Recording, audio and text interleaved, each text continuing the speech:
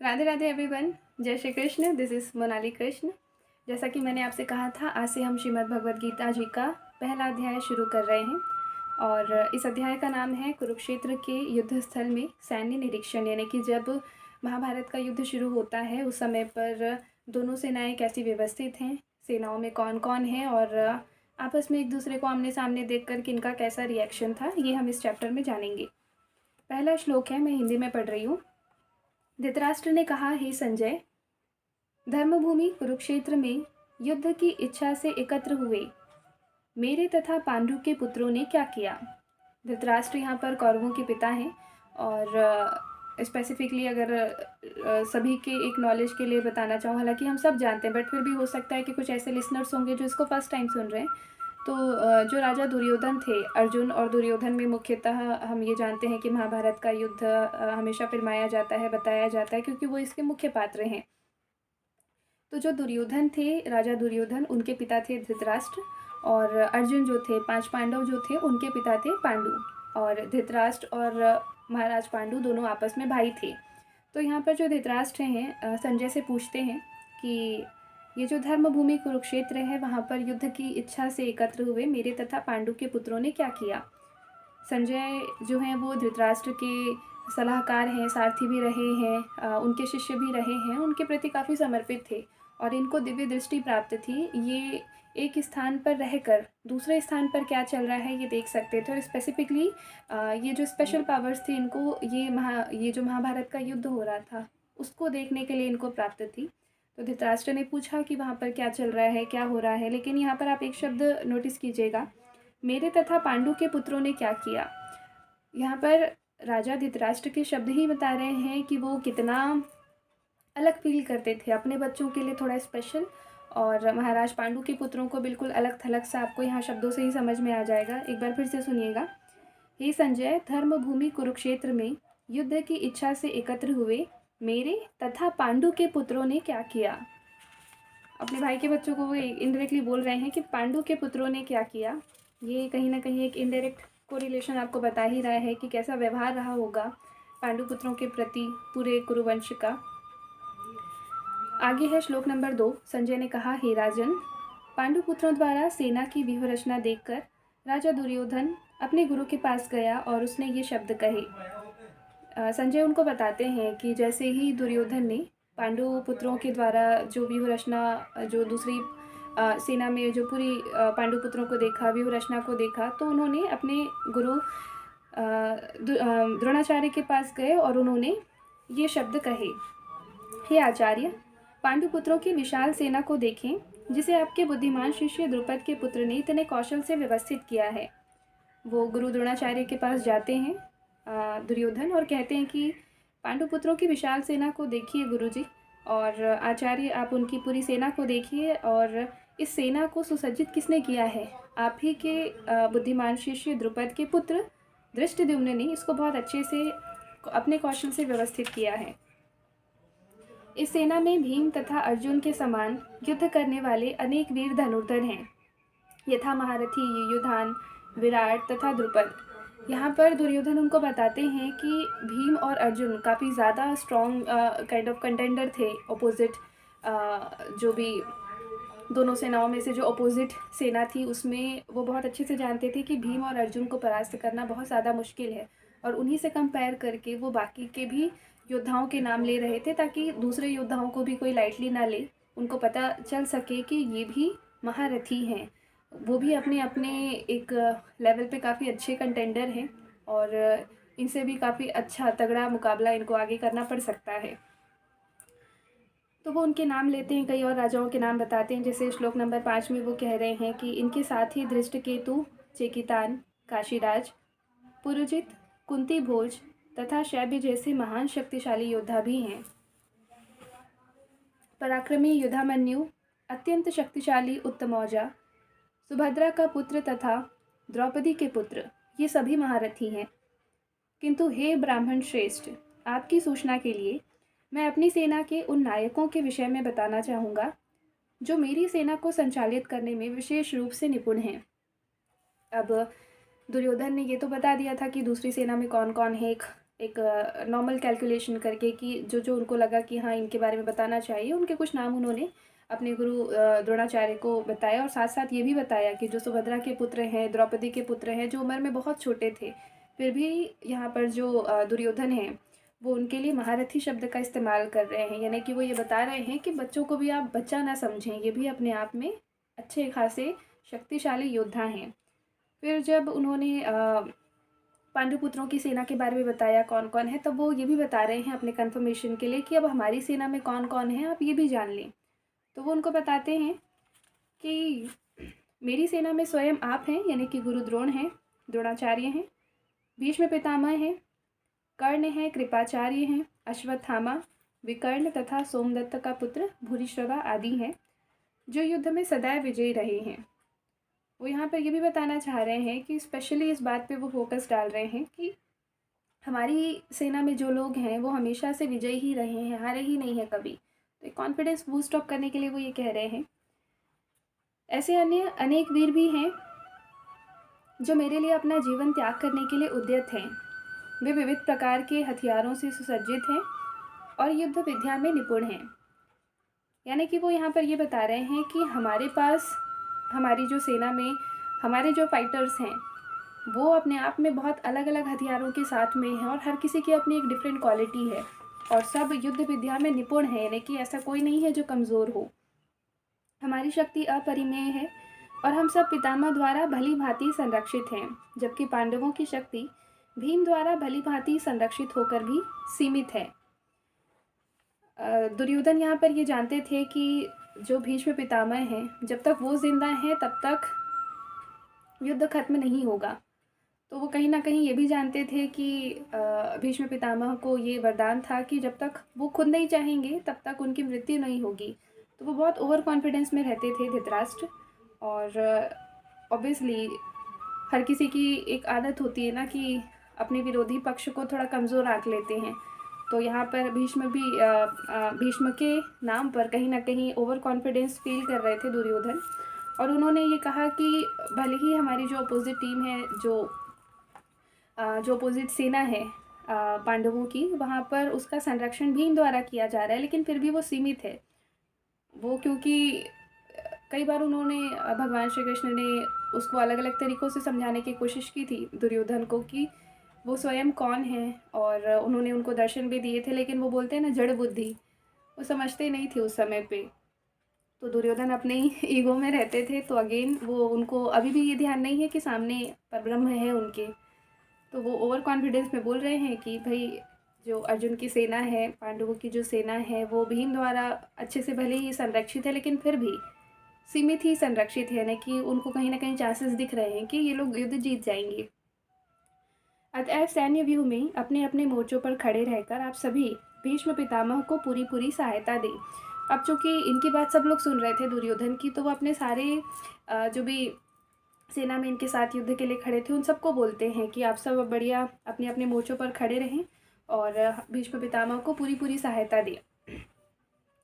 तब कुरुवंश के वयोवृद्ध परम प्रतापी एवं वृद्ध पितामह ने सिंह गर्जना की सी ध्वनि करने वाले अपने शंख को उच्च स्वर से बजाया, जिससे दुर्योधन को हर्ष हुआ। यानी कि यहाँ पर अब युद्ध घोष होता है, जो शंखनाद होता है वो कहीं ना कहीं इस चीज़ का इंडिकेशन होता है कि अब शुरुआत करते हैं। तो यहाँ पर जो शंख बजाने की बारी शुरू होती है वो कौरवों के साइड से होती है और भीष्म पितामह अपना शंख बजाते हैं यहाँ पर। तो इससे ये जो दुर्योधन होते हैं वो बहुत ज़्यादा खुश हो जाते हैं। उसका रीज़न ही यही है कि ये शुरू से ही यही चाहते थे कि लड़ाई झगड़ा हो और एक समय ऐसा आए कि ये पांडुपुत्रों को ख़त्म कर दें और पूरी प्रॉपर्टी, कहीं ना कहीं सारा साम्राज्य, सारी धन संपत्ति, सारी पावर्स हड़प लें। प्रैक्टिकली इनका यही प्लान था, अगर हम नॉर्मल वर्ड्स में कहें तो। देन उसके बाद होता ये है, अगला श्लोक है श्लोक नंबर 13। तत्पश्चात शंख नगाड़े बिगुल तुरही तथा सींग सहसा एक साथ बज उठे। वो संवेद स्वर अत्यंत कोलाहलपूर्ण था। दूसरी ओर से श्वेत घोड़ों द्वारा खींचे जाने वाले विशाल रथ पर आसीन कृष्ण तथा अर्जुन ने अपने अपने दिव्य शंख बजाए। यहाँ से हमारे परब्रह्म भगवान साक्षात श्री कृष्ण की एंट्री को यहाँ पर बताया गया है कि जो पांडवों की सेना थी उनमें श्वेत घोड़ों द्वारा जिस रथ को खींचा जा रहा था उस रथ के सारथी हमारे श्री कृष्ण थे। और वो बहुत काफ़ी विशाल रथ था और उस पर हमारे श्री कृष्ण और अर्जुन आसीन थे। तो उन्होंने अपने अपने दिव्य शंख बजाए। अगले श्लोक में शंखों का नाम बताया गया है। श्लोक नंबर 15 बताता है, भगवान कृष्ण ने अपना पांचजन्य शंख बजाया, अर्जुन ने देवदत्त शंख बजाया तथा अति भोजी एवं अति मानवीय कार्य करने वाले भीम ने पौंड्र नामक भयंकर शंख बजाया। यानी कि हमारे श्री कृष्ण का जो शंख है उसका नाम क्या है? पांचजन्य शंख। अर्जुन के शंख का नाम है देवदत्त शंख। और अति भोजी एवं अति मानवीय कार्य करने वाले, यानी कि जो भीम जो थे वो बहुत, उनको खाना पीना बहुत पसंद था, इसलिए उनको अति भोजी कहा जाता था। और उनमें बल भी काफ़ी था, उसके कई रीज़न हैं इनको अति भोजी कहा जाने का।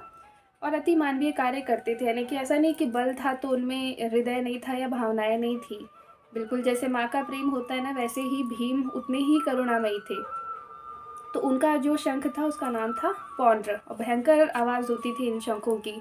तो ये शंख बजे। इसके अलावा भी आप देखिए आगे अगले श्लोक में है, हे राजन, कुंती पुत्र राजा युधिष्ठिर ने अपना अनंत विजय नामक शंख बजाया।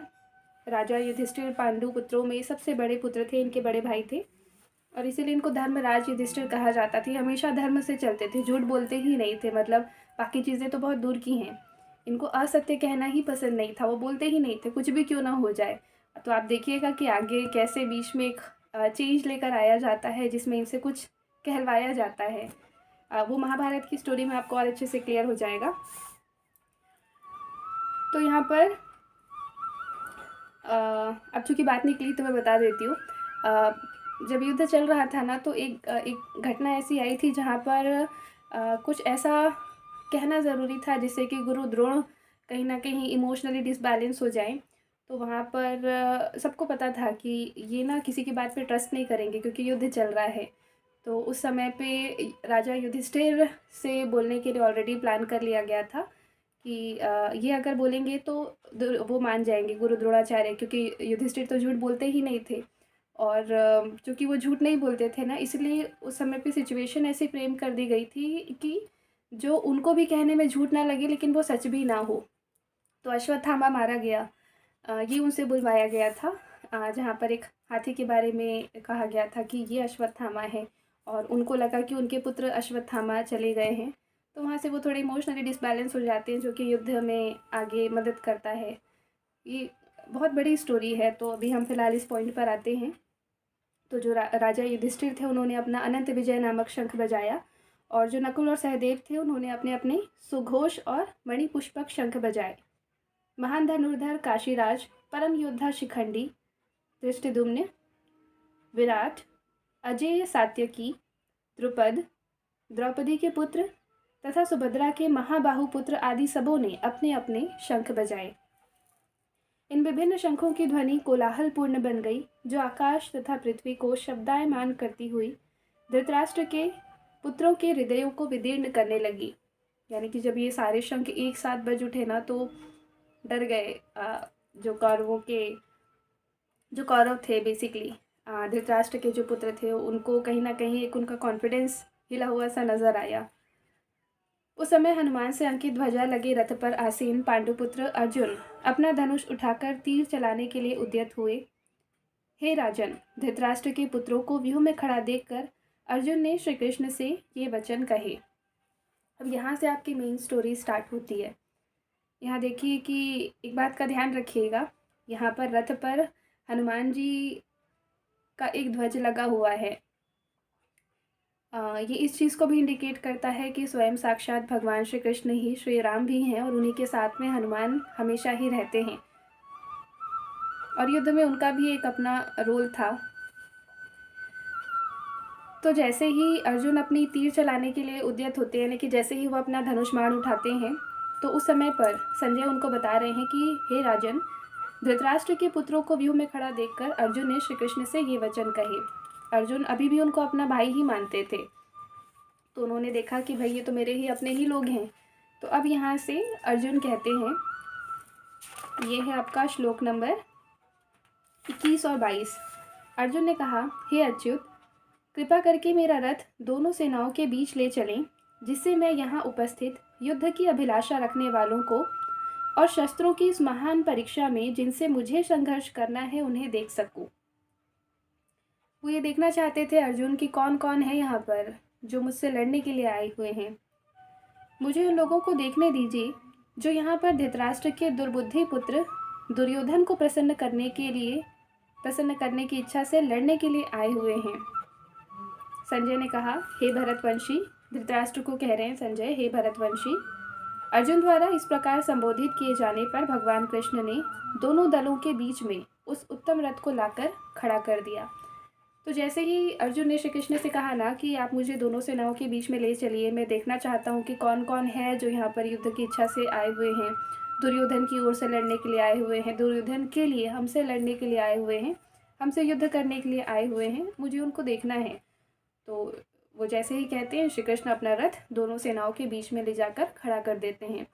अब ज़्यादातर लगभग 99% जगहों पर आप जो एक दृश्य देखते हैं ना जहाँ पर अर्जुन और श्री कृष्ण साथ में खड़े हुए हैं, वो इसी समय का दृश्य दिखाया जाता है बहुत सारी सीनरीज में, बहुत सारे पोर्ट्रेट्स में, क्योंकि वहीं पर श्री कृष्ण ने अर्जुन को श्रीमद् भगवद गीता जी का पूरा ज्ञान उस स्थान पर अर्जुन को दिया था। फिर अगला श्लोक है श्लोक नंबर 25।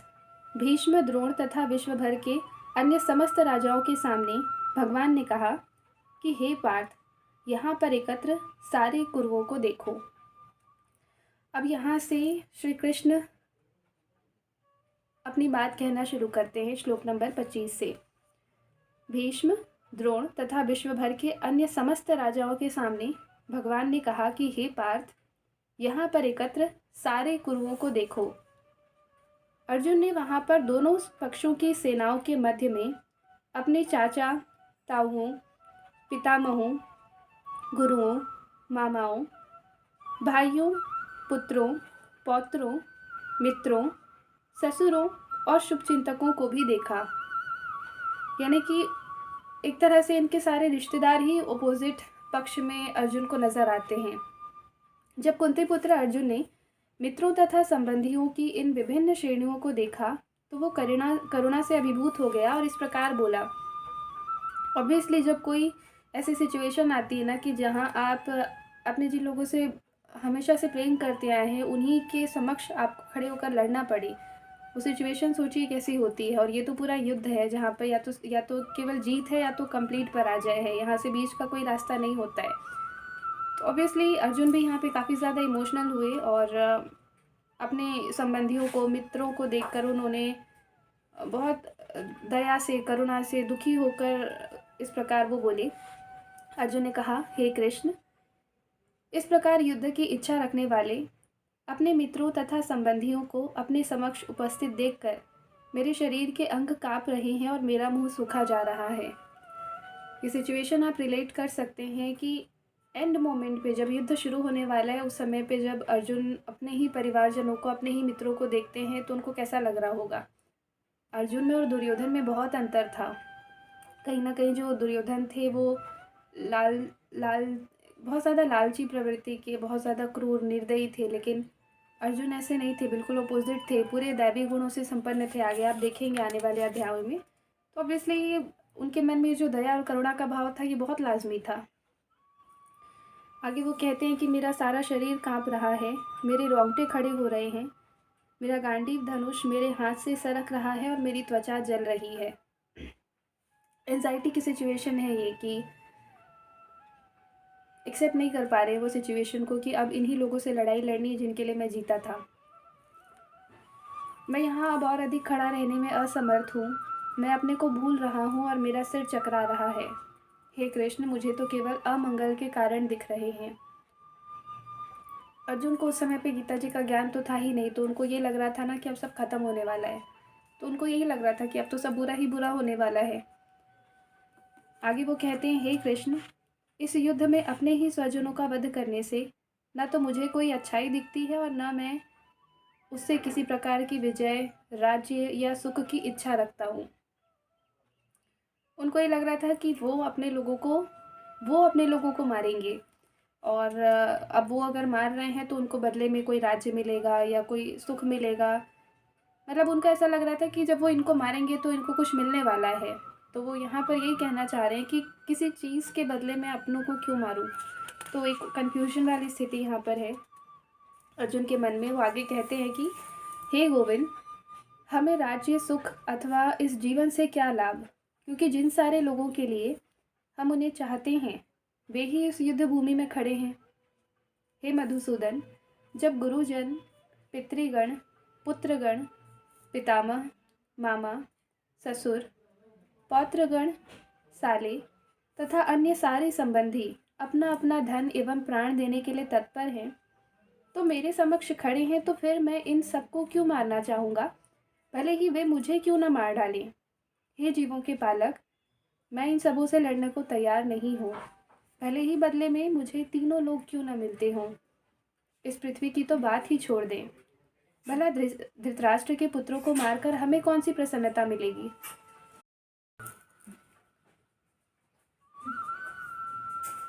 अब देखिए, यहाँ पर अर्जुन की स्थिति बिल्कुल वैसी ही है जैसे हमें से हर एक व्यक्ति की होती है। वो भी अपने परिवार के सुख के लिए ही कर रहे थे। उनको ऐसा लग रहा था कि वो बस अपनी फैमिली के लिए सब कुछ करते हैं। जैसे हम अगर कुछ कमा कर लाते हैं तो हमको लगता है कि हम सारे स्ट्रगल सह लेंगे, क्योंकि हमको अपने घर वालों को सुखी देखना है। अर्जुन भी यही सोच रहे थे कि, लेकिन फिर उनको लगा कि यार जो जो मेरे अपने हैं वो तो अपोजिट ही खड़े खड़े हैं। अगर मैं कुछ जीत भी जाता हूँ, फिर वो चाहे तीनों लोग ही क्यों ना हो या इस पूरे पृथ्वी का साम्राज्य ही क्यों ना हो, मेरा जब कोई है ही नहीं तो फिर मैं उसको किसके लिए मैं उसको जीतूँ। तो यहाँ पर अभी मैं तत्व प्रधान है, यानी कि वो अपने आप को बहुत छोटा समझ रहे हैं, केवल एज अ ह्यूमन बॉडी वो देख रहे हैं। थोड़ा मटीरियलिज्म अभी नज़र आ रहा होगा आपको कि मुझे कौन सी प्रसन्नता मिलेगी, यानी कि मुझे क्या मिलेगा वाला भाव, और वो उस चीज़ को कंपेयर कर रहे हैं अपनों से। आपको ये चीज़ें आगे चल के बहुत अच्छे से क्लियरली समझ में आ जाएंगी कि एक्चुअल में यहाँ पर प्रॉब्लम क्या थी। यहीं से आगे फिर आपको चीज़ें समझ में आएंगी आपकी श्रीमद् भगवत गीता जी में श्री कृष्ण का जो दिव्य ज्ञान है वो क्या कहता है। तो यहाँ पर उन्होंने बताया अर्जुन ने कि जब सब लोग ही अपोजिट में हैं तो फिर मैं क्यों लड़ूँ, किसके लिए लड़ूँ, मैं ये सब जीत के मैं क्या करूँगा, मुझे नहीं लड़ना है। तो वो यहाँ पर यही कह रहे हैं कि इन लोगों से मैं तो नहीं लड़ूंगा, मैं इन सबों से लड़ने को तैयार नहीं हूँ, भले ही ये लोग मुझे बदले में मुझे मतलब इनको मार के मुझे बदले में तीनों लोग ही क्यों ना मिलते हों। पृथ्वी की तो बात ही छोड़ दें, भला धृतराष्ट्र के पुत्रों को मारकर हमें कौन सी प्रसन्नता मिलेगी। आगे वो कहते हैं कि यदि हम ऐसे आतताइयों का वध करते हैं तो हम पर पाप चढ़ेगा, अतः यह उचित नहीं होगा कि हम धृतराष्ट्र के पुत्रों तथा उनके मित्रों का वध करें। हे लक्ष्मीपति कृष्ण, इससे हमें क्या लाभ होगा और अपने ही कुटुंबियों को मारकर हम किस प्रकार सुखी हो सकते हैं।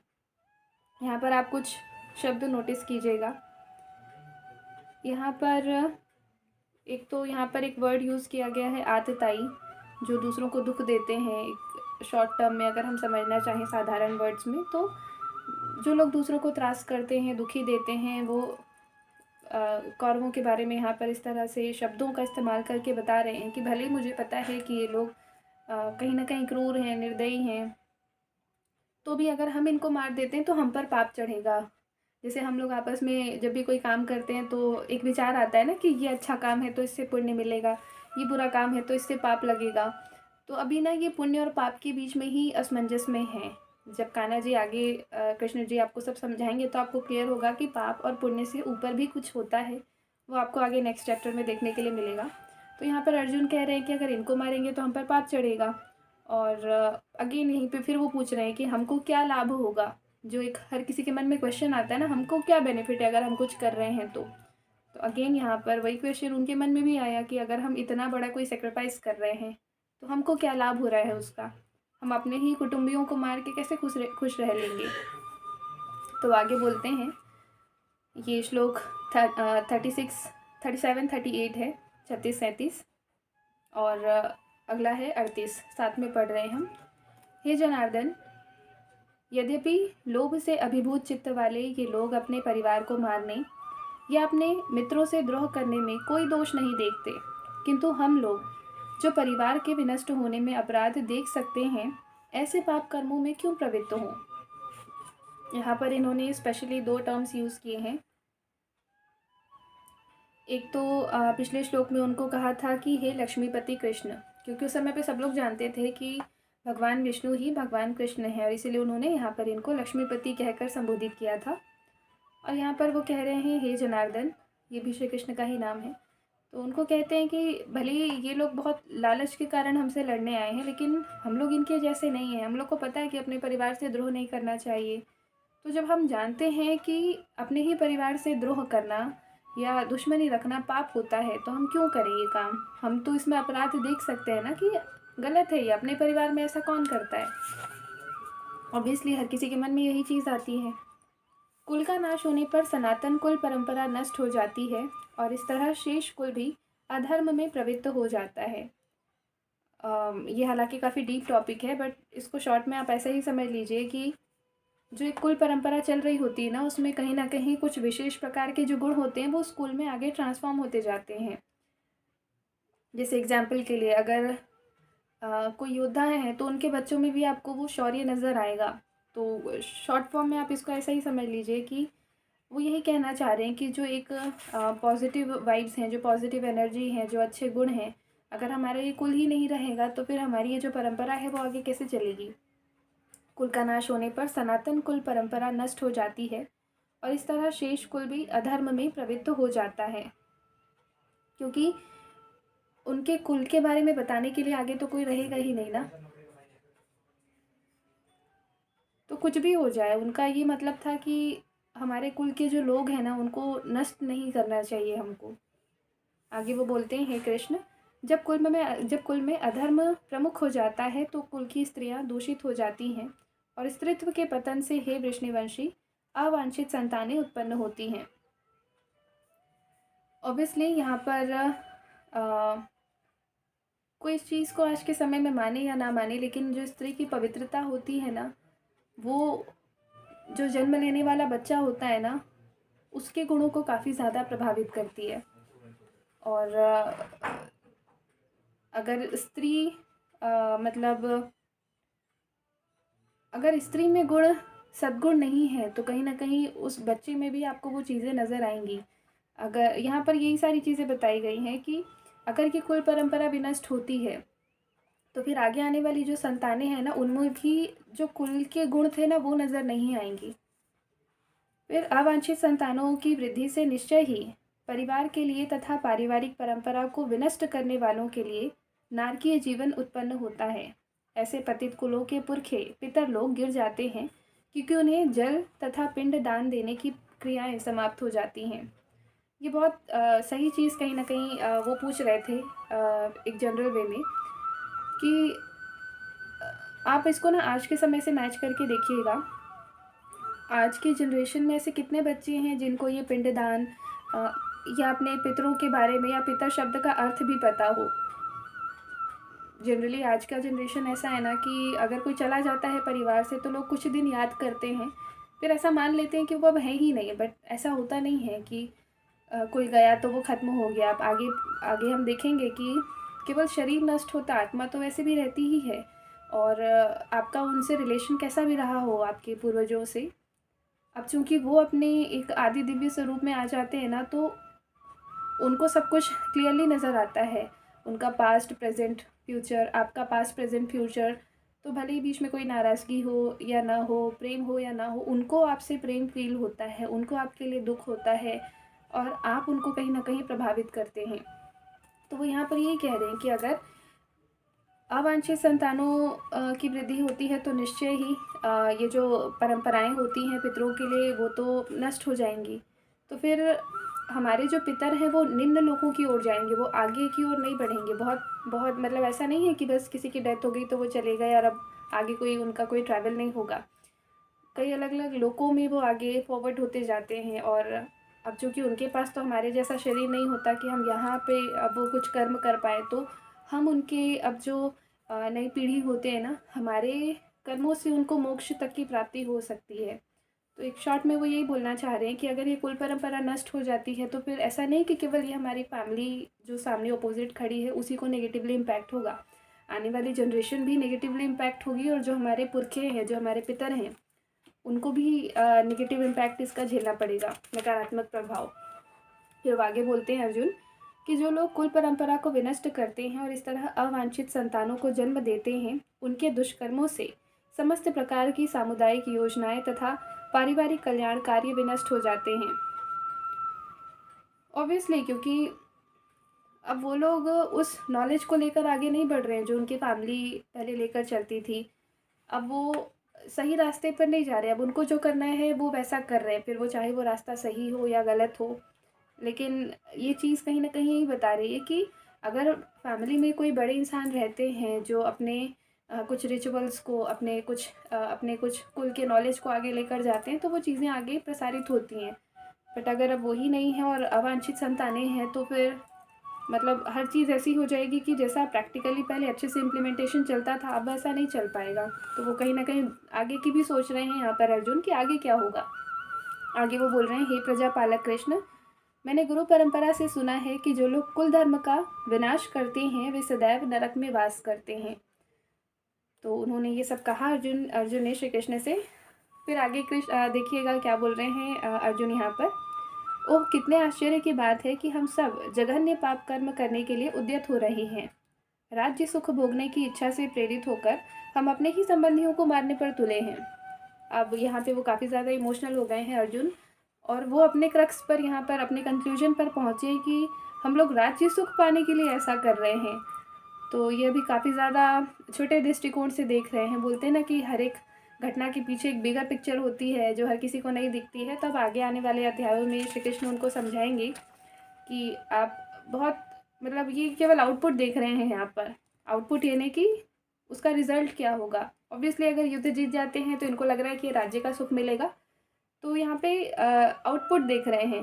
बट आगे श्री कृष्ण उनको आउटकम बताएंगे। आउटकम मतलब कि इसका एक्सपेंशन कितना होगा इसका।